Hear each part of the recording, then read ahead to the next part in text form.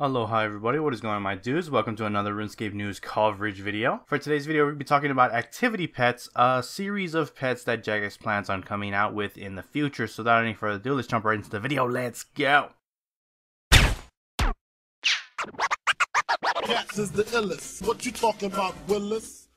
Alright guys, with this blog, Jagex has already issued a new poll asking the community to prioritize a series of new pets. Now these pets are all focused on areas of the game that don't have associated pets, things like clue scrolls, player-owned ports, and minigames. Their plan is to launch 6 out of a series of categories based on the player votes, and they get to decide which content will be bundled with those pets. Once they know what the top 6 categories are, they're going to kick off a competition, very similar to how they had the one with the combat pets, where players submitted their artwork and eventually the community voted on which ones they wanted for each pet. However, that's further down the line, so let's talk about the different categories that you can vote on. First off, we have area pets. These are ones that you can unlock randomly while in any given area. For example, if you're hunting gold wobblers, you have a chance to get the area pets for the Caridian Desert. Rather than having a unique pet for each continent, they're likely going to do something with a lorehound where there's a base pet with region-specific accessories. Next, we have the challenge pet. This pet is earned whenever you complete daily challenges. There's a random chance of gaining the challenge pet. Since this limits the player to once a day, they're looking at other ways to adding methods for earning the pet. This might include a better chance to drop when doing consecutive challenges, or they might make a specific pet challenge that only rewards a roll at the pet table. Next, we got the clue scroll pet. This is something that you might earn with each step of a clue scroll. There's a chance of gaining the pet, but the chance is also increased based on the difficulty of the clue you're doing. Ideally, the pet would be dyeable, but they'd need to look into it and it's not guaranteed. Next is the DND pet. When you're participating in one of the many D&Ds, you have a chance to gain the D&D pet. This will vary per D&D. Again, rather than a unique pet, it will have a base pet like the Lorehound and accessories associated with the D&D that you got the pet at.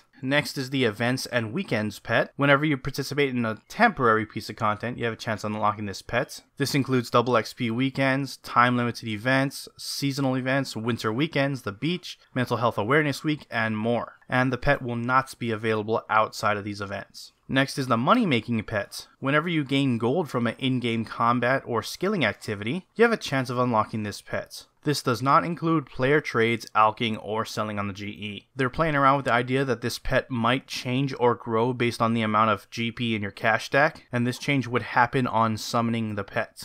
Next is the minigame pet. Very similar to the D&D pet, when you're participating in one of the many minigames, you have a chance to gaining the pet. And it obviously differs per minigame. Again, this is one where there's a base pet and different variants based on which minigame you get it from. Player-owned farm pets. Very simply, you'd gain it randomly when participating in either player-owned farm or the ranch at a time. Anything that gives you XP gives you a roll at the pet. Player-owned ports pet. On completion of any voyage, you'd have a chance of gaining the pets with lower drop rates for failed voyages. If they deem it too time-gaty, they'll look at other things in the ports area, including Meg, the random events, and more, that could get you this pet as well. Season pet. Similar to the area pet, this would be a pet gained when doing activities over a seasonal period like Christmas, Halloween, and Easter. These actions will be limited to anything that you could also gain your skilling, combat, activity, or boss pets, and you will not be able to gain them outside of the holiday seasons. This will be a single pet that changes according to seasons, so you don't need to gain the pet at Christmas to unlock the Christmas variant, it would change automatically. Next up, we have the wilderness and PvP pets. They say they need to explore this pet further, but they imagine that there would be a chance of gaining it when performing certain activities in the wilderness. There would be a good chance of gaining it from any PvM, combat, or skilling activity, and this chance is likely multiplied according to the depth of the wilderness you're in. There will also be a chance for gaining it with player killing in the wilderness, again multiplied by the depth of the wilderness, and they'll look at including it further for PvP minigames like Clan Wars. Finally, we have the Pet of Pets. Unlike any other pets on the list, which are randomly gained, the Pet of Pets will be unlocked automatically if you gain all of the boss, skill, activity, and combat pets. You won't have to maintain this pet. Once you get it for the first time, you have it forever. And that's a brief summary of every single one of the pets. Head in-game to the poll and vote on which ones sound most appealing to you, and let me know down in the comments which ones you liked. With that, I'm gonna wrap up the video. If you enjoyed it, hit that like button. If you're not subscribed and you want to stay up to date on all things RuneScape related, then hit that subscribe button. Anyways, I appreciate you watching. I am out. Aloha.